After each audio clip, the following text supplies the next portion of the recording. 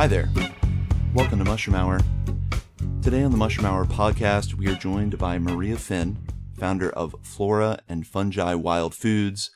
Maria is a journalist, chef, and multi-sensory storyteller, and author of a new book called Forage, Gather, Feast. I'm excited to learn from her all about her fungi adventures up and down the Northern California coast and beyond. Maria, thank you so much for joining us on the Mushroom Hour. Oh, thank you for having me here. And you're back after we've had an interview before where we talked about the one phrase that stuck with me was the pursuit of pleasure, the democratization of pleasure, talking all about foraging. Just before this, talking about truffles and everything. So I'm excited to jump into all your work. Thank you. And I mean, it's been amazing since that last one. Like, it just seems like the mushroom movement is growing and it's exploding, sort of the excitement and the interest in mushrooms. So, it's super fun to be kind of part of this zeitgeist that's taking place. It totally is. And we were talking about it too from the perspective of, mainstream culture, impacts on economies. You were talking about all these people that go to different mushroom festivals, go to different forage events, what that does for a local economy. And you're doing a podcast with AAA. Yeah, I did. I just did one. Yeah. And they're launching their first podcast and it's on foraging. And I'm like, wow, it's crazy. And I don't know with foraging how it's kind of, because it's always seemed this quirky thing, right. And it's funny because I had asked an author, Rowan Jacobson, for a blurb for my cookbook. And he did it. And he emailed me, before he gave me the blurb. And he's like, it actually has recipes I'd want to make. And he goes, you usually don't get that with foraging cookbooks. Right. It's generally something super esoteric, like that doesn't sound good, Right. So that's kind of, I think there's a lot of other foraging cookbooks coming out. And I think very similarly, ones that you're looking at, you're like, oh, these are very kind of sophisticated recipes that look really good. So, and I mean, I'm wondering, was it COVID? Was it that we couldn't do stuff indoors? So here we are outdoors. It definitely is. I mean, I'm seeing it everywhere. There's a proliferation of podcasts, cookbooks, children's books, it's just National Geographic festivals, fungi festivals. There's Far West Fungi is having one in Felton, May 2nd, 3rd, or first weekend in May, and they're expecting like thousands of people, and crazy. I know. So it is, and people are growing mushrooms at home. They're starting businesses around cultivating their own mushrooms. It's super exciting. And there is something that I think there's always something to learn, right? There's so much we don't know. And that's why it's exciting, is people can just ask new questions or try new things. And there kind of are no bad ideas. There are just so many ideas no one's tried yet. So many questions no one's asked yet. And what's going to work? Because you can go your whole life thinking, well, chanterelles are under oak trees, and porcini are under pine trees. And then you have a season where you find a whole bunch of porcini and they're madrones and oaks, and those are just the most obvious mushrooms, right? So all these rules, or this can happen, that can happen, you don't know. And isn't that amazing? Even just with those mycorrhizal relationships, for all those wild forage mushrooms that we know and love here in Northern California, I'll remind people we're broadcasting on 103.3 KPCA in Petaluma. And so for our listeners around here, we've got oak forests, we've got pine forests. Why do these beautiful edible mushrooms associate with the trees they do in this area? We don't know. I interviewed Tom Bruns from UC Berkeley. He's like, he has done so much work on Boletaceae and how they associate mycorrhizally. And I was trying to ask questions about why do certain mushrooms associate with certain trees, in our region and different climates. He's like, all the obvious questions have been tried. We don't really know. It's not like soil pH or heat or temperature. They still don't understand why certain mushrooms associate with certain trees, which is like so fundamental. You think, how did we not figure that one out? Right. What is that? Because they're probably very long coevolutions, right? Yeah. And there's probably so many factors that happen. I mean, it's kind of like the people trying to cultivate truffles in Northern California, right? Or, all over the United States right now. I mean, talking about truffles have so thoroughly seduced us. They're being grown on every continent except Antarctica. That's the thing too, is I think that you get enough of those spores in you for mushrooms and it's almost like this sort of zombie-like effect, right? People 100%. Become really fascinated and obsessed with them. Even like people who don't like to eat them, they're still. So the truffles, people trying to grow them, you can have one truffle orchard that they're growing truffles and doing really well. And 3 miles away, same soil composition, similar trees they put in, same watering, and they're not getting any. Yeah. And why is that? Why is that? Yeah. Oh, a lot of people here got seduced, actually. So in Sonoma County, Napa County, we're big wine country. That's what we're known for. And I remember a talk by the folks over at Mycotopia Gourmet Mushrooms up here in Sebastopol. And I believe they have a facility in Michigan now. Great company. And they gave a talk about truffle farming. And all these people's ears perked up when he related it to winemaking, when he related it to owning a vineyard. He's like, the investment's kind of the same. It's some of the same principles. Yeah, years ago, I heard the American Truffle Company, and they're same thing. They're giving a talk at Napa about more biodiversity in your vineyards, because if you plant a truffle orchard, you're planting oak trees with, that's true. They've been inoculated with mycorrhizal or with the spores. And so you're reforesting, it's a de facto reforestation. So it's a very risky financial investment, Right. But ecologically speaking, it's not a bad thing. But it's actually a pretty safe investment when you think about strengthening your ecology there. And I like that. The idea of blend it into. Right. And make it part of, because, Sonoma and Napa have lost their fruit orchards, have lost so much of their forest and, everything for vineyards. So to reintroduce more biodiversity, and oak trees support 500 different creatures. They're an amazing, and it's California, so we know they're going to do well here. Right. Well, and there is this kind of undercurrent. So I'm on the local tree committee in the city, and there is an undercurrent in talking about oak trees, about sudden oak death.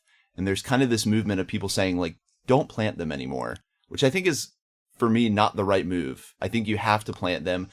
Planting them interspersed with other plantings is best, so you don't have one giant stand where if something does happen, you have a monoculture, right? Mm-hmm. So you blend them, but we're going to want to plant more oaks because some do survive. And that's really important. Honestly, we're going to find strains or certain individuals that we can somehow cultivate that seem to resist sudden oak death. Well, and it's interesting. I have a chanterelle patch in Marin, and the oak trees have been dying there from sudden oak death. Yeah. And I had some years where there was a lot of chanterelles, and a friend of mine's like, well, I think it's actually not despite the sudden oak death of the trees, but because of them. Ooh. That the mushrooms wanted to get their spores out in the world, knowing these trees were dying.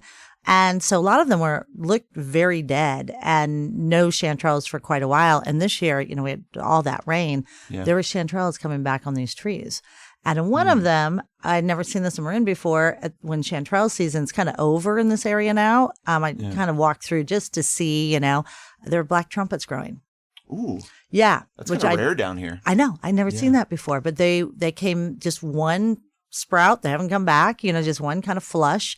And so it's interesting. I feel like, mushrooms teach us about ecology in this way that the cycles of death of these trees. Yes. Right. And then the other mushrooms are going to show up and start decomposing them. But there is something of are the roots still alive? Right. Even if the upper part that we see are dead. Right. I think mushrooms do tap us into that cyclical nature that so often we get disconnected from. Someone like yourself who's out foraging a lot more than me, you're in tune with seasonality and in tune with cycles in a completely different way. Yeah, and it's interesting because it's just something where, because I have a dog and I'm like, I got to walk my dog. I might as well check my mushroom patches, right? Of course. Why not? But, now as I'm doing it, during these storms, a lot of the pine branches got knocked from the trees and there's a lot of young pine cones on there. So I'm like, so I take those and I pack them in with turbinado sugar and I make a pine syrup out of that. Oh, love it. Or if they're really little, I make candies. The miner's lettuce is coming in. So even though we're kind of at this, I love this kind of convergence of seasons where you're still getting some mushrooms, but you're also getting the spring greens, you're getting these pine tips, you're kind of having it's not winter, it's not spring, and these, I call it the edge. It's like the richest times, if you're out looking at wild foods. That's actually a great overview of some of the seasonality here. And I'm thinking maybe give listeners a little overview of Flora and Fungi Adventures, or what's the name? Flora and Fungi Adventures. Flora and Fungi Adventures. what that is, what you do here, like maybe what your range is, what seasons, what events you throw, that whole overview of what are the adventures. It is. Okay. So it started with mushrooms, and it was during COVID, and I had always been foraging mushrooms, and people always wanted to go, and, people kept asking, and I had a dog, I got a truffle dog during COVID, and I wanted, as you do. Yes. Yeah. I was like, I wanted her for many, many years, and I was like, well, I got the time, so I got her, and I wanted to be able to take her to work with me because, puppies are like children. Everybody says like, I'm just going to have it and take it to work with me. No problem. I could not take my puppy to work with me like that. No. She is very demanding. So I'm like, well, I'll do a business where I can take her with me. And then it was COVID safe. It was outdoors. I started at Salt Point State Park, a small group. Yep. But then, that season, then everybody wanted to learn about seaweed. And then seaweed season starts sort of as mushroom season ends, or morels will start. So I did seaweed camps. And a lot of it too for mushrooms and seaweed is people don't know how to cook these things. Like porcini, if you get kind of bigger ones and their spores are really kind of older, and you don't take them out, it's going to be kind of an unpleasant texture. So it's like, okay, well, take those out. If they're usable, use them in a stock, or, you can cook them up and whip them into butter or something for a porcini butter. But same thing with seaweed. It's like, okay, it's really much easier to harvest seaweed than to find mushrooms. Yeah, that's right. It's just a lot less hide and seek. Yeah, they're right there. Yeah. You just got to get a really low tide, Yeah. And but then once you have your seaweed, you're like, what do I do with it? What do you do with it? Yeah. How do I clean it? How do I cook with it? So we do that, and then there's tastings with everything. And, spring greens, I get super excited about. So we're doing spring greens and medicinals. I'm doing a good witch camp. A witch camp. A witch so this camp. is where the witches can come together and harvest the natural herbs. Well, it's very funny because witch is kind of this term, and this ownership of it is really becoming popular. Yeah. And somebody on Instagram called me a witch. And I was like, thank you for the compliment. Well, first I didn't feel worthy of that. I'm not that knowledgeable. I'm not that. I feel like that's like an aspiration, to really understand the light and the dark that nature teaches you. And it underlies it implies some kind of occultic knowledge or like ritual practice, that like you've got some, and you're like, I don't know if I've done all that work yet. No, I feel like I'm 25% there, you know? Yeah. But I do know which mushrooms will make you healthy and which ones will make you sick. That is occult knowledge. Right. That is hidden knowledge. Right. So that is witchy, Yeah. And so that's what, and I think what it, when you think about it, you go, well, witch was, the idea of that was really demonized of women who knew about nature. And about healing with nature. Right. And so I have a young woman, Ombre, who's very passionate about greens and herbs and how, so she's doing this with me of really just learning how can you go into nature and find the plants that can heal you. Yeah. And the mushrooms that can heal you. And so when, turkey tails, everybody's like, oh, Paul Stamets talks about turkey tails and anti-cancer. And you can show people there's turkey tails everywhere. That is the easiest mushroom. I mean, it's throughout seasons. It's everywhere. It's everywhere. And you can just put it in your tea or coffee every morning, and do it before you have cancer. That's a good how do you prepare it? Because I've done dried and then I like powderized it in a coffee maker. How do you do it? Do you just steep the fruit body? Yeah, if it's fresh. And in one of my favorite teas is just a simple fir tip, like Douglas fir tips. Okay. And turkey tail tea. And Love it. In the morning, just steep it for 10 minutes. If you really want to get more out of the turkey tails, you can overnight in water and then just heat that up as a tea, strain it as a tea the next morning. You can put other herbs or plants or teas in with it. I'll also dry it and grind it up, add it to your coffee before you brew it, and you can make tinctures out of it. So I'd make bitters and tinctures with it and different mushrooms. Yeah, so you can just grind it up, or you can do an alcohol extraction, a water extraction, mix it together. So then you get kind of all the compounds out of it. Yeah. So those are great. They're easy. And then you're being a witch, right? I was going to say, this is like the everyday green witch cookbook. Right. That's the archetype that I've heard. My wife has done a lot kind of in that realm. And she has a lot of books about witchery and about what that means, about being a Wicca. That's the word I was trying to think of. Right. Which again implies like some more level of practice, but really this is it when you get down to it. This is like what you're doing is you're working out in nature, you're understanding the natural world and how to work with these things. And I've always liked that imagery of like the green witch, the witch who's like out in nature. Right. And also, with teaching people, and this is, I think, with my cookbook, I don't talk about nutrition a lot in it because I don't feel particularly qualified. And it was sort of like a ton of research I would have to do and footnote and everything. But wild food is so nutritional. It is so good for you, and food is your first medicine. Your most important, your daily medicine. So, if you go out and you get some wild greens like dandelions, right? And they're a little bitter. You kind of have to train yourself, or I'll mix them in with a salad that has less bitter greens and maybe shave some beets or something sweeter into it.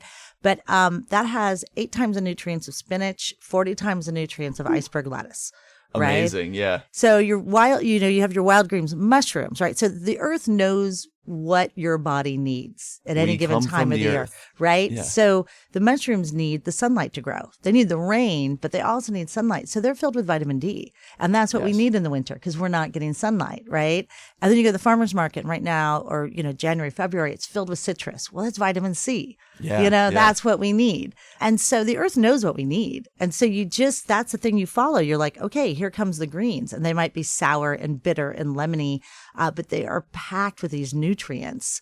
And so I don't really, I kind of dress things up, and I have things that like with a bunch of cheese in it, and I want things to be really delicious. It tastes good. So it isn't there. It's not necessarily a health focused book, but it is de facto wild foods. And also, this is the thing with turkey tails, as finding your own as opposed to buying them. They're growing in the wild. Anything coming from wild, healthy soil, is just going to have way more going on than something grown in these sterile environments. The food source, right? I mean, there's been so much work done about this, and just popped into my head, Peter Zoiba from Poland talking about just experiments he did with different supplemented food sources, even growing mushrooms in that kind of more sterilized indoor environment, but how wild a difference that made in the output of what compounds they found in the fruit body. It's like if you mixed in some apple cores with your substrate, that gave you a way different profile nutritionally in that mushroom. So of course, that's so interesting. Out in nature, it's pulling from so many different sources. I mean, who knows the richness of that? We can't even come close to comprehending what's in that soil. I know a permaculture farmer, and he's in Sonora, and he rewilds his soil. So when he's in the forest and he sees something that looks really rich, like very diverse, he'll take chunks of that soil and he does this kind of compost fermentation with it and builds up the nematodes and the fungi in there and the worms and all of that. And his soil pulls in what it needs from that. Yes. Right. So he doesn't plow. He doesn't have to do anything. He has a pole he can put through. Like it's going down at least 10 feet.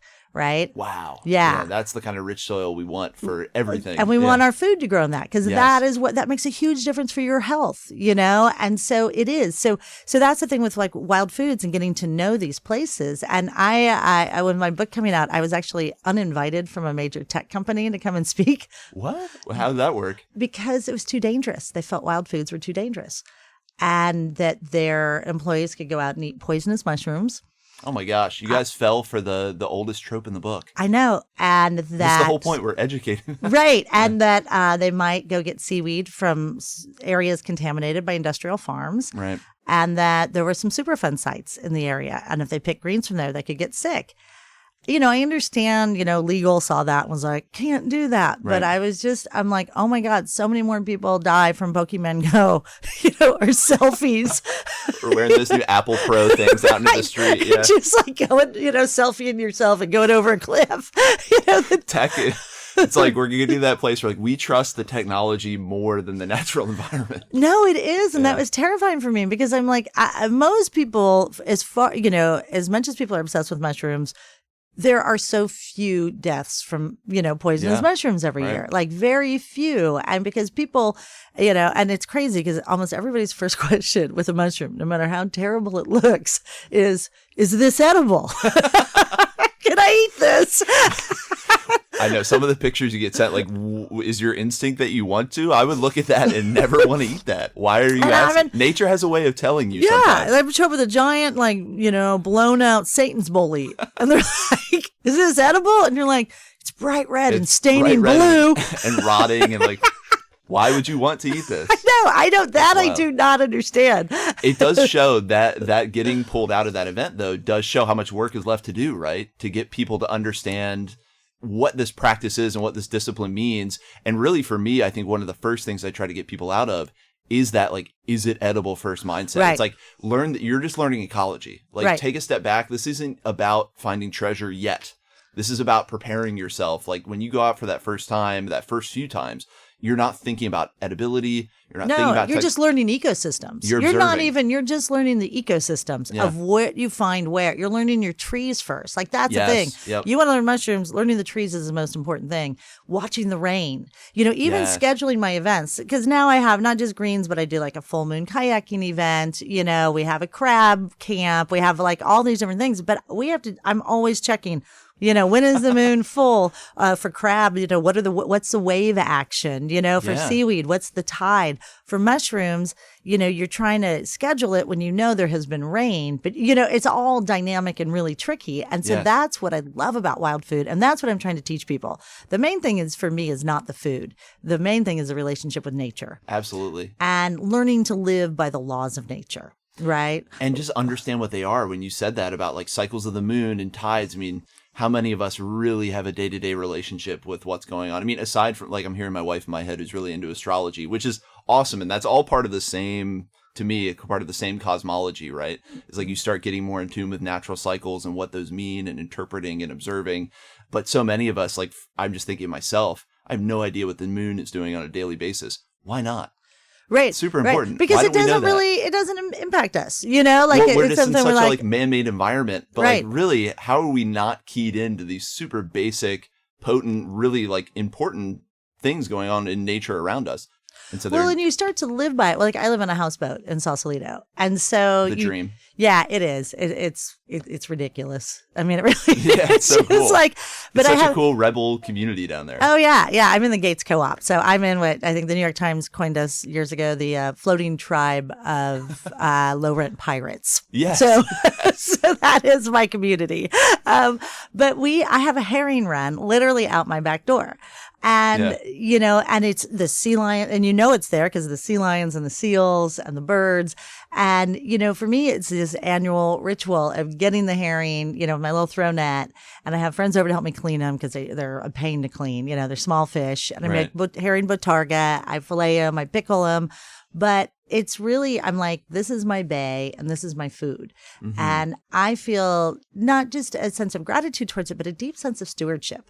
And I've been trying to encourage people to eat more herring or eat more locally, because then you're like, oh, if there's a ship coming in with coal spilling off of it into our bay, which they keep trying to, do in Oakland, it matters. It's like, this is your food. You are intimately connected with this body of water, So, and I mean, similar, when they go and they're going to clear cut a forest and that's your mushroom patch. It's really a deeper grief because you've developed a relationship over the years with that place. I just had, a friend of mine, Brian Jessup, who runs Morkello Wild Foods. He's down in San Mateo County. Just had this happen. He was posting on Instagram about this patch of forest that they're going to take down for affordable housing. I don't want to get too deep into California politics, but I'm on the planning commission here, and there's a big drive to build more affordable housing, address, what we're calling a housing crisis. A lot of natural land gets sacrificed on that altar. And he was someone who had been hunting this patch in San Mateo, and suddenly he saw these notices that it was, and so now for years he's been embroiled in this passionate trying to like get the word out that we need to protect these natural spaces. So he is a person that, exactly like you described, got activated. And I was talking on the phone with him the other day, and I was just like, this is amazing how your relationship with nature is driving you, taking him over, and like he's having to speak for this place. It's really potent. Right. And that's what I think we need more people doing. Right. That really developing a relationship, in whether it's in your neighborhood or it's in the bigger global kind of scale of it. Yeah. But just really developing that and making it like, oh, that's my mushroom patch. Yeah. And so on one hand, it's self-serving, but on the other hand, you can't help but fall in love, when you're out there. Like, it's like, and developing a relationship over time and really seeing the earth as generous. We live in this society that's pretty rough on people. Yeah. We're like, you get sick, that's it. No one's giving us free food. No, there's nothing free. You got student loan debt. Nature doesn't have debt. Nature, like, it's just this, every once in a while there's poison oak or a tick, but for the most part, it's pretty. The dangers are visceral and apparent, not sneaking up on you. Right. And there's no shame in nature. There's just all of these things we've created that can be very hard for people. Nature just gives us beauty and, pleasure and deliciousness. And, so that's the other thing is like you're there and you kind of then you realize like this has so much value. So much value that it's hard to quantify. Like we always have to, when we're trying to save a river here, I've been involved with seafood and salmon in particular for a long time. I was a commercial fisherwoman in Alaska many years ago. That's right. And I've been very active. I just believe salmon are just sacred, creatures. Absolutely, they really are. And they too feed, 500, 1,000 other creatures, and they fertilize riverbeds and they fertilize the trees around the rivers, the forest, all of it. But when you go and you testify in Washington, D.C. or in Sacramento, you have to say, well, there's an economy for salmon. Right. Here's how much money it brings in. Quantifying what happens when you have salmon in an ecosystem probably economically extends far beyond what happens in the commercial fisheries or sport fisheries, right? Absolutely. And that is an emerging discipline that I'm so interested in, but maybe I'm not a good enough mathematician to fully understand ecosystem services, and what they're doing with calculations for like carbon sequestration. And as much as that framework, I think there's kind of valid critiques coming out a bit about that framework, but that idea is how do you value how much of these certain gases are being sequestered? What's the value of that? Ecosystem services is that economic value. And we were talking before the podcast about, how do they value forests? And so I've seen some of these economic analyses where mushrooms, things like that do get their due as like a forage product. They're called, I think, other than timber forest goods or something, because they have like timber value of the forest, then other than timber value. But with this ecosystem services idea, it's like, how do you evaluate this services or this forest existence or not? So when you have something like the salmon that's contributing to the populations of all these other animals that are contributing to the health of the forest, and how do you this forest wouldn't exist without each constituent part. So are they as valuable as the entire forest itself? And there's, a lot of mycologists or mushroom hunters, commercial hunters have said, the forests are worth a lot more alive than dead. Yeah. With Matsutake and truffle value, right? Yes. And like I read recently, Poland is preserving large chunks of their forests for the truffles. Yeah. And then we look at like, okay, you have a mushroom festival in a small town. Well, that can activate a small town economy. So another thing I'm launching this year, so my cookbook's coming out April 9th, I'm launching what I'm calling the Institute for Ecosystem-Based Living. Ooh, I like the sound of that. Yeah. I want to be part of the Institute. Yes, absolutely. So the first year so the idea of it is exploring how can human beings become a keystone species on planet Earth.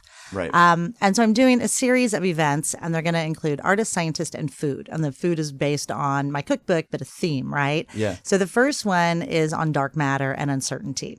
Whoa, okay. Yeah. I wouldn't have predicted that topic. Well, 2024 is all about what we don't know. Yes. Right. And so going into nature, understanding that we have very little knowledge, right? Back to mushrooms. We are just learning about one of the oldest and most prolific kind of organisms on planet Earth.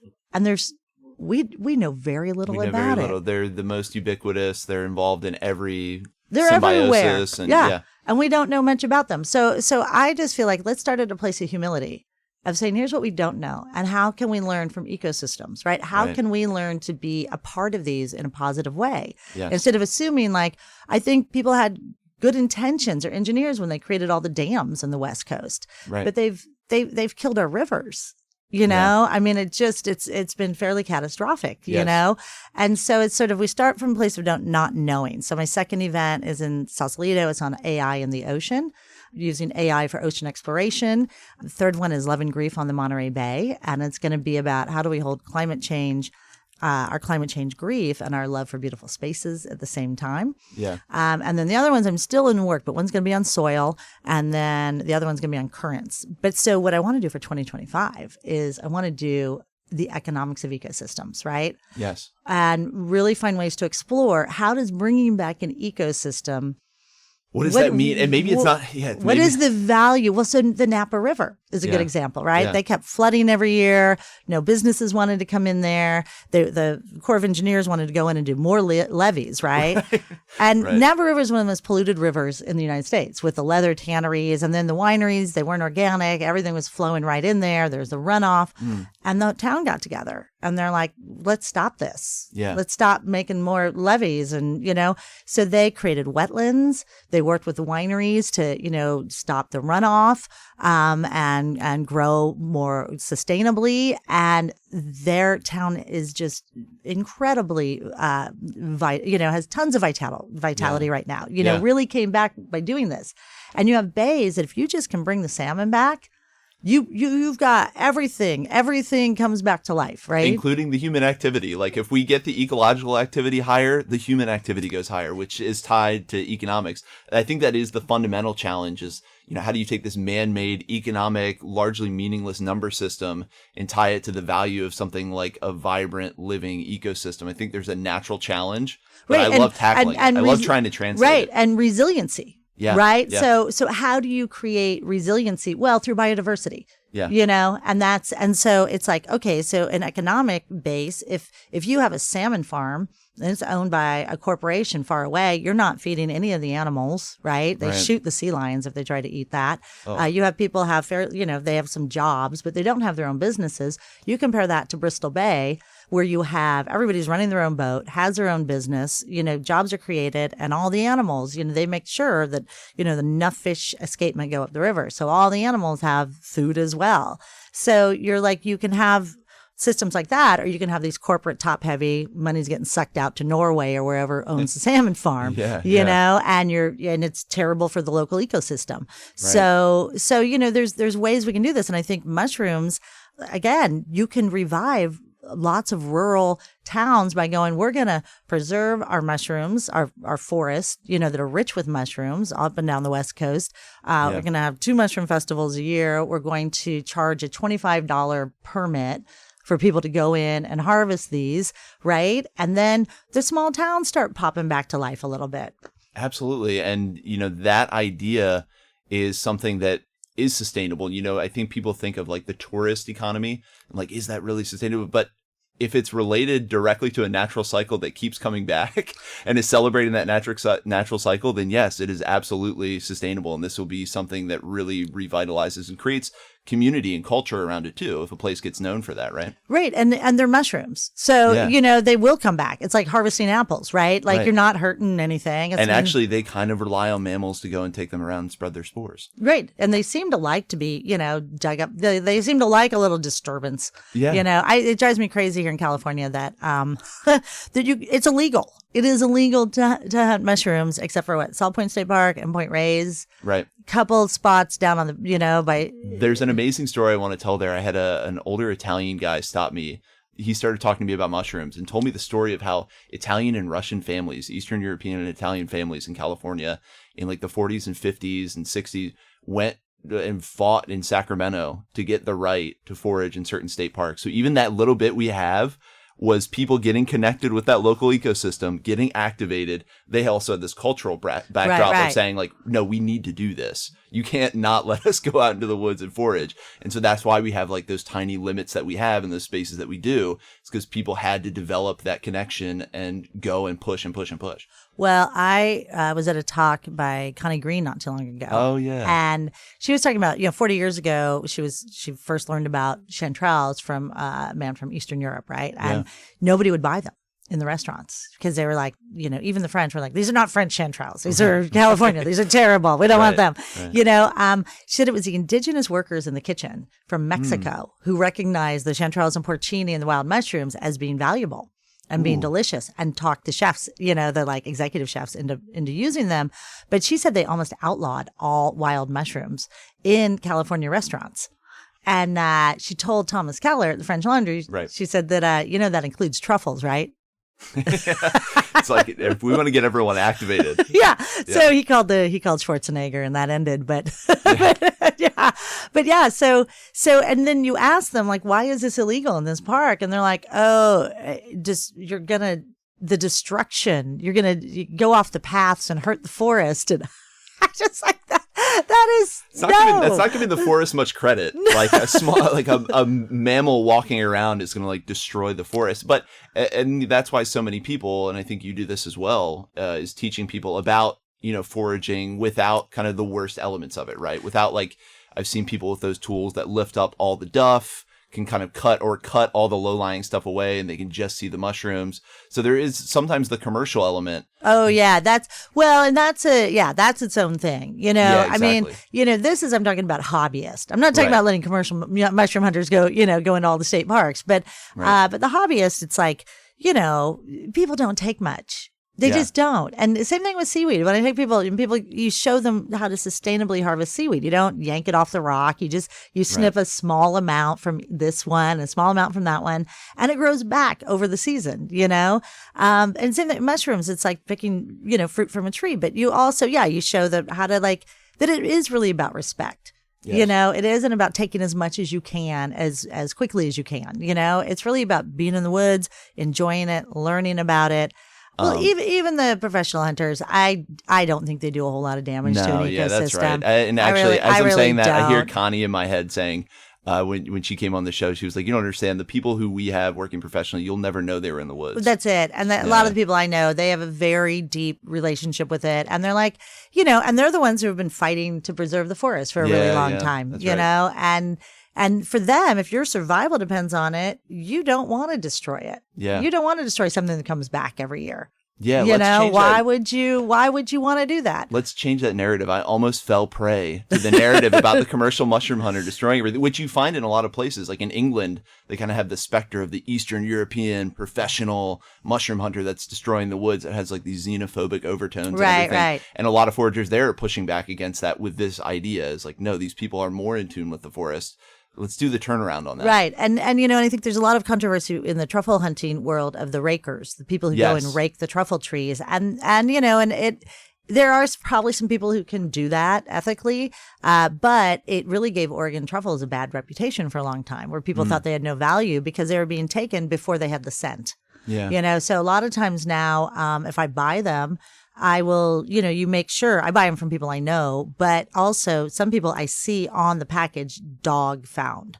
Ooh, and I like that is in almost all the truffles. Self-regulating. Yeah, self-regulating, like dog found. So they're higher quality, and there wasn't damage to the trees. Yeah. So that's what in the white truffles from Italy, the ones that the tuber magnatum that can cost $4,000 a pound and everything. Exactly. But they're poisoning. They only grow in the wild. You can't cultivate them, and so I read an article this year that one weekend they killed 30 dogs. Wow, the truffle hunters in competition. Yeah, they put poison out for their competition's dogs, and so I won't go. I don't buy them anyways because they're $4,000 a pound, and but I just stay away from those. But then there's this whole emerging movement of like diversity of truffles and tubers, and like tuber leonii, the pecan truffle here in the United States. It's fabulous. There's like a renaissance taking place. Yeah. And so, the Oregon white truffle had a terrible reputation because they're like, oh, it's not the tuber magnatum, And you hear them in wine country now, and they're all trying to grow tuber melansporum or the Perigord truffle. Yeah, Perigord truffle. Which, who doesn't love a Perigord truffle? I mean, tastes amazing. Oh my God, the smell. And that versus the magnatum, getting that the same day versus the magnatum, whatever, a week later, where they've had to douse it in truffle oil to keep it smelling. It's like, it's going to be better. Even if you think that's somehow an inferior food product, the fact that you're getting it fresher locally, it's going to be better. Well, and the Oregon white is phenomenal. It's a phenomenal truffle. It's just a little small, but it's, I think it's even better than Bianchetti white. It's coming in from Europe, but a lot of Bianchetti are being cultivated here. And those grow in like 3 years instead of 7 or 10, like the Perigord. I see. So they're less difficult, but they're all very different. So that's a thing when you're cooking. And I have a couple recipes in my book for just the Oregon white and the Oregon black. And the Oregon black is really interesting because it's very fruity and jammy. It's really unlike most other truffles, but it's got such a short shelf life. They all have a short one, but this one's like 4 days and it starts to smell like funky socks, It goes from this floral, fruity, beautiful truffle to like, ooh, that is like super stinky cheese, Yeah. So I get that into honey, kind of heat it up so you make sure it's safe. But, you want to make sure because the truffles can have little spores that, and honey they both can cause botulism. So you want to like heat your honey up quite a bit when you're putting truffles into it to kill that. But then you can store it. And then I'll make things like panna cotta and creme brulee and stuff like that with that. I love that. Yeah. And some of them too, like I have the Oregon, because Oregon whites, they're very small. So you get a lot of them. You're like, if you, and so, I'll shave those into like walnut oil or olive oil and then just use it that way. I love the preservation like that too. Cause so many people, when we find wild mushrooms, and I want to remind people you're listening to KPCA 103.3, you're here with Maria Finn, author, wild food expert. We're talking about everything, but also her new book, Forage, Gather, Feast, talking about wild food hunting here in Northern California. But so much of understanding a forage practice or developing a forage practice is cooking and then preservation. Like I love hearing about the ways you can preserve it because we don't always there's only so much pasta we can eat with shaved truffle. And if it goes bad in a couple of days, we really need to get familiarized with these great preservation techniques. Yeah, butter. And butter is the great preserver for everything. So I have, if you have too many, say you have porcini and the stems are a little, subprime. Right. I'll cook those in butter with some garlic and rosemary or herbs and shallots. And then I will puree that into butter. Ooh, and then you can freeze it. Refreeze it. Yeah. Yeah. And then you can pull it out and you can toss it in pasta, throw it on fish or a steak or, toast. It's, I do that with uni. When you find your own uni. No, sea urchins. Sea urchins. Okay. Yeah, so you can get sea urchins, and we have a massive sea urchin problem on the coast of California. They're eating all of our bull kelp. And so if it's low tide and you want to go out and pick sea urchin, you can do your part. Yeah, do it. Just eat for a solution, and and you can blend uni in with your butter and freeze it. I do the Oregon white truffles in with the butter, and then I'll put that on a pau de queijo or a gougere, the French gougères. Okay. It's so good. It sounds amazing. It's so good. I'm picking up every other word, but it sounds incredible just because of my level of cookery. But it sounds amazing. Yeah. Cheesy bread. It's cheesy bread. Yeah. I served that at a wedding once and the kids were rioting outside the kitchen. Yeah. They were like, send out more cheesy bread.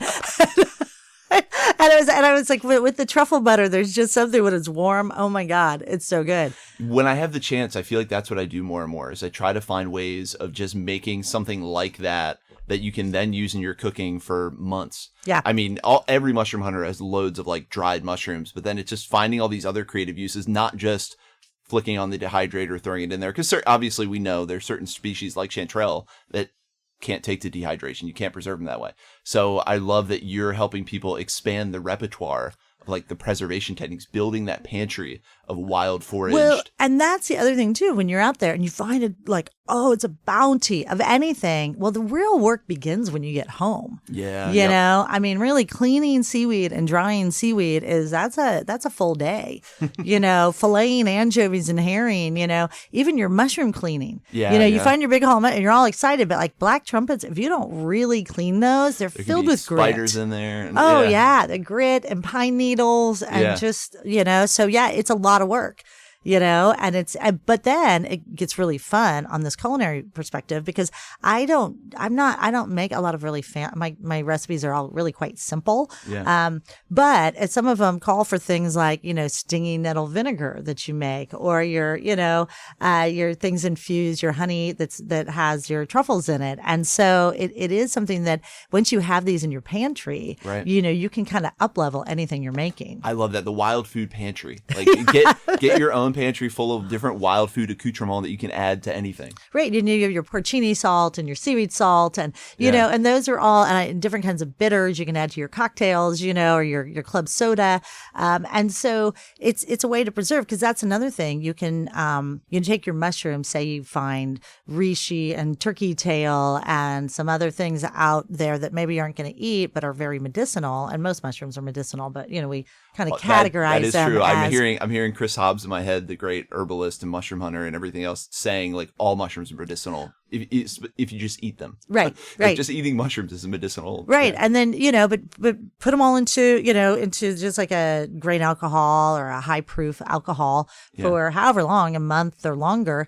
And what I do, I make one of my bitters is called Lost in the Woods. And so it's different kinds of mushrooms. And then I think some bay laurel leaves and pine tips and juniper berries and, just put it in there for a month and then strain it all out. And then you have this really nice bitters and you can. So cool. Yeah. And you have this essence of the forest you experienced. Yeah. And it's just this really, easy way to preserve it. So inspiring and approachable. I guess one of the questions I always get, I'm curious what this is like for you, is people asking like, I want to take my first step on this journey. Like I want to get more familiar with my wild ecology, the wild food around me. I want to start building my wild pantry, but I don't know where to start. And there's all the classic things that get in our way, right? Like work and kids, everything else that kind of diverts your attention. So for you, because I often tell people like sometimes the kind of idyllic life you were laying out, it feels like you have to be like a millionaire to then have the time to get there. Or really poor. Yeah, maybe that's the secret. Maybe you have to be. There's like, one or the other. Yeah. But for you, how did you? I mean, COVID is kind of a nice kick to get you into that world. But how did this process kind of materialize for you? Well, I think I think children start off this way, right? We had a mulberry tree in our backyard. And so, you just be under the mulberry tree, like, oh, you can eat these, and my grandmother, they came from farms. They weren't farmers themselves. They came from farms and she had a big garden, lived on some acreage, and the asparagus went feral. Right. So we would get asparagus forks and we kind of like, hunt down the wild asparagus out in the backyard. Okay. Yeah. But it was in Alaska because for fun, we would go and we would forage, and the food in the grocery stores was so expensive. But there were raspberries everywhere. And then, I'd be picking raspberries and I'd see some wild chamomile or pineapple weed, and I'd throw that in there. And then I got home and they'd be too mixed up to separate. So I make jam out of both of them. And I'm like, oh, this is kind of good. Just trying things. Just trying stuff. Yeah. But what I would say, first of all, take walks. Okay. Simply take walks. Easy step one. And I think that was really what we all started doing during COVID, right? Whether it was the urban walk or the rural walk, or suburban walks, we all took walks and then just learn one thing at a time. That's what I tell people with mushrooms. So when I am not a mycologist, when I do a mushroom workshop or a camp, I tell people learn 1 or 2 mushrooms a year that are edible, very delicious, learn them really well. Right. Learn them at all their stages, learn how to prepare them at all their stages, learn their habitat, just learn 1 or 2 things a year really well. And then do that with wild greens. Learn miner's lettuce. Miner's lettuce is everywhere, right? It's delicious. Miner's lettuce is truly everywhere. It really is. And once you know how to identify it, I'm like seeing all my neighbors' yards. It's everywhere. It's everywhere. Yeah. It's in the meridians of the streets. It's, it's in the hillsides. It's just everywhere. So say you learn miner's lettuce and wild radish your first year, right? Yeah. And then your second year, you had chickweed and, dandelions. Who doesn't know what dandelions look like, right? Yeah, and so just and then you go to your berries. Well, there's blackberries everywhere. Oh my gosh, that's the easiest one to start with. Blackberries. There's also huckleberries all over Northern California. Anywhere there's redwoods, there's huckleberries underneath them, right? Yeah. So just take a couple really easy things each year, each season, right? And then learn how to use them. Learn how you're going to prepare them, and make it simple. Preserve them if you want. I took a friend out huckleberry picking and in August. So when you're mushroom hunting, you're going to see a lot of huckleberry bushes, right? I was going to say huckleberry bushes sometimes mean you're in like great hedgehog or black trumpet territory. That's exactly it, right? They're going to be. And so you just mind map that. Yes. And you're like, I come back here in August, and pick huckleberries. And so then you're like, what am I going to do? And a friend of mine had them and he infused vodka with them. Like, like how simple was that? Yeah. Or like, I'll do that with candy caps. You put candy caps in bourbon and then you can make candy cap old fashions. My wife and I made a chanterelle rum like 2 years ago. That was really good. Oh, nice. I bet because they're kind of apricot-y, right? Yeah, that nice does sound aroma. good. Yeah. So that's another really easy way to infuse, right? Is just throw it in some booze. I do a seaweed bitters that I just take all a mix of seaweed and I just put it in rum. And I just leave it there for however long. And so that's another super easy way. But take walks. Start to just learn 1 or 2 things at a time. You can go out with experts. You can get a book. The thing of like the toxic lookalikes, the poisonous lookalikes, just be very careful. Right. Just AI apps do not use. I tried to use AI to create an image of a porcini and it just couldn't do it. Yeah. It was giving it gills. It was the whole thing. So I just am very cautious about apps. But find people who know, learn your miner's lettuce, and I've never heard anybody die from eating wild greens. Like, I know there's lots of where people are like, this is toxic, this is poisonous. Just be very careful. But I think the other part is this awareness that, like, there's a whole wild plum forest near my house. I think it doesn't occur to people it's okay to eat that. I was going to ask that. Because we have a lot of people who are advocates for conservation. We have a lot of people who do fall in love with their natural spaces. Where we are here in Petaluma, there's all these different parks that people are in love with. But I think people sometimes feel like they're in a museum. They don't want to touch anything, so they don't want to hurt it. Or fruit trees. You see people's fruit trees, and there's nobody's eating the fruit off those fruit trees. Right. And so it's just as simple as asking your neighbor, hey, can I take some lemons off your tree? Yeah, I noticed all these rotting lemons on there. I know they're on the ground, they're everywhere, but it's legal, I guess, if the fruit tree is hanging over the sidewalk. Oh, okay. That you can take them, okay. But you can't go in anyone's yard. Either way, it's kind of good form to ask. Right. But most people who have a fruit tree dripping with fruit will say yes. And then if they don't, generally speaking, a raccoon comes and takes everything once it's ripe. And then they think someone stole it and they go on next door. So it's. I was thinking of all the people when you said that about hanging over the sidewalks. I'm like, I don't want to start a neighborhood fight over. Well, I guess there's been avocado wars in LA for quite some time over this. I would see that. Avocados are coveted. Yeah. People will go to war about avocados. Well, you've given some really kind of approachable ways to get started in this practice. I think everyone can do it. And I also, when you're saying all this, it's also developing that faith in yourself, right? Like when you get a positive identification, you learn that one mushroom. Let's say you start with chanterelle. As a human being, once you know definitively what a chanterelle is, you have someone tell you, you have an expert kind of show you, or you develop that level of familiarity. Not that you'll never confuse it, but it becomes really hard to confuse it. Well, especially if you make a mistake, because I think a really good way to learn is to look at them underneath, next to a false chanterelle. Yes. And then learn what veins look like. And you're a human. You have great observational skills. You were built for this. You're a scientific instrument. Right. You'll start to learn the look and feel of it. I just say, do it for 5, 6, 7 years before you start eating the amanitas. Oh, yeah. That's the thing, is because the amanitas are the only deadly ones. Some of them will give you stomach ache. So that's the other thing about mushrooms and edibility, is there's a very small percent are super delicious, right? You have your 5, 6, 10 that are super delicious. You have a very small percent that are deadly. Yeah. And everything else is in between. Right. It's a crazy spectrum. Yeah. Might not taste that good, but edible, and might give you a stomach ache. And some might be perfectly edible, but give you a stomach ache. So that's a very good point. The different sensitivity for people. I've known people, God bless them, that who are allergic to morel. And so they can't eat morel. And so you also have to test that on yourself. Some people eat so much and then over time develop something, but and I had friends we found these giant lion's manes, and they were really waterlogged. And I had to go somewhere, but my friends cut them up into porterhouse steak size slabs and ate them. And they all had terrible stomach aches afterwards.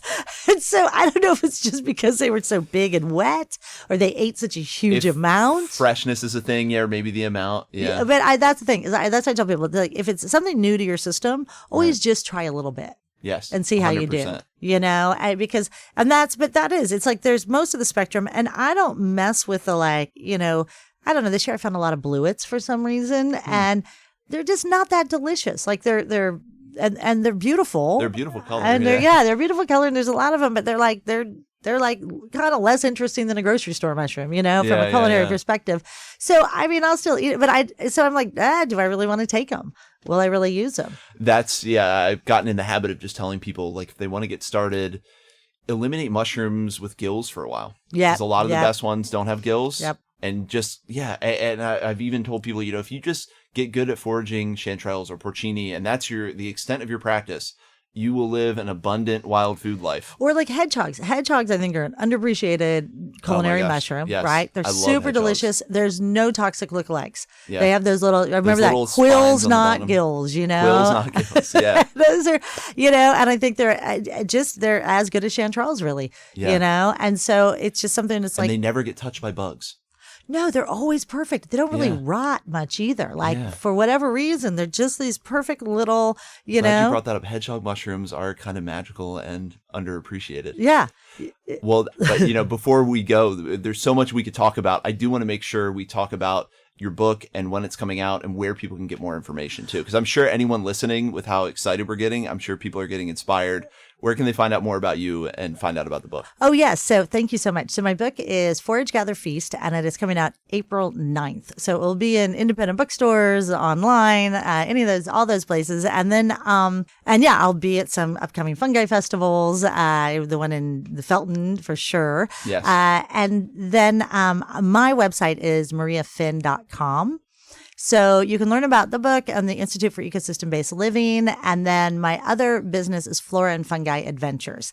And we have, morels coming up this spring, actually. So we'll be doing that. And all sorts of things. Are you guys going to the Sierras for that? Or were you we'll be in the Sierra foothills for the morels in the sort of prescribed burn zones for that. And then my Alaska, I have a wild food camp in Lummi Island in June. And then in Alaska, I have a wild food camp up in on Hesketh Island, just outside of Homer, Alaska.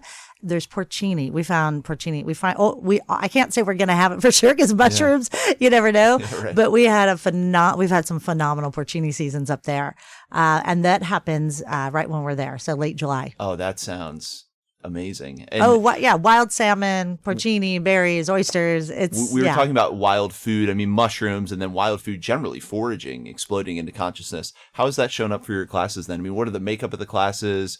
How many people? It's all over the place. Yeah. And I never know sort of what people are going to get excited about but it's just all of a sudden, I don't know. I started doing what I call the Anchovy Olympics, where I teach people just really how to buy fish, appear at Fisherman's Wharf from the boats and from the anchovy live bait thing and fillet them and clean them and make bogaronis.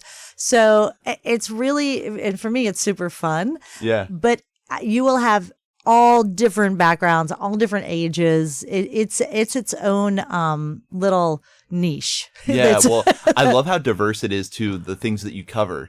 And I love how you're getting people not only, there's that part of getting out in the woods, learning nature, learning your ecology. But again, there's that part of really tapping into our human tools of sight, touch, taste, smell. Like, how do you tell if something is fresh? Well, in our primal desire to be doing this, like we are wired to be in nature, and we want to like have berry stained hands and food cooked on an open fire. Feels good, yeah. It's part of who we are, and what the result for people, the result I really want, knowledge is one of it, but happiness, the happiness you get from just, being in this beautiful space and having fun and laughing and eating good food and meeting new people. And that's what, that's for me, foraging. It's really, I'm just using food to lure people into nature. Yeah.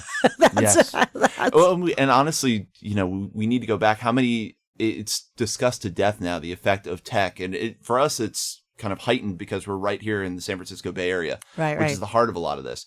But we know that the outcome of endless amounts of like usage of tech, and it's not necessarily happy. People are getting more and more disenfranchised or feeling more and more disconnected. And this is the solution. This is the cure. 100%. And this is where the walk comes in. Yeah. You don't need money. You don't need, to be a super athlete. You don't need any of that. Get up, walk first thing in the morning, walk last thing at night, and you're just going to have a better day. Yes. And if you see some rose hips along the way and or you see some. Well, and if it's out of your normal milieu, it's like, just start. You'll get into it. Like you're saying, there's a primal drive. You'll want to do more of it. Yeah, absolutely. And that's it. And then pretty soon, I don't even think of myself as a forager. I'm like, this is just the rhythm of my life. I'm just a human living in nature. That's it. I just understand it. Like a little compared to the witches of old, the green witches of old. I don't know anything yet, but hopefully I have a while. Yes, you have a while to learn and get reacclimated. And just remind us too, that speaker series you mentioned, because those were some wildly interesting topics. Remind us the name of the institute. It's an institute I am starting, and it's on my website at mariafinn.com. But you will see it there. And if you sign up for my newsletter, I will send out a newsletter every time I have a new event. And you can learn more about that. And, like you said, and I would love to meet more people interested in this idea. This idea, how do we become keystone species on planet Earth? And there's so many people working on this, and there's so many different angles we can take. But I think we have to plant the seeds that it's possible. Yes. People have to believe it's possible. And I think that helps us get over the hump of kind of misanthropy that we feel like we're destroying the planet. And that we have no other choice. That Yeah. we have no choice as a human but to do that. So it is called the Institute for Ecosystem-Based Living. And you'll find it through my website at mariafinn.com. I love that. And just to remind people, KPCA listeners here on 103.3, we're talking to Maria Finn. She just gave where you can get all the information. And if you want to hear more Mushroom Hour, you can always find our podcast online at welcometomushroomhour.com. Maria, this has been an elevating conversation that's got me so excited to go take a walk now. Thank you so much for coming on the Mushroom Hour. Oh, thank you so much for having me. I love this show.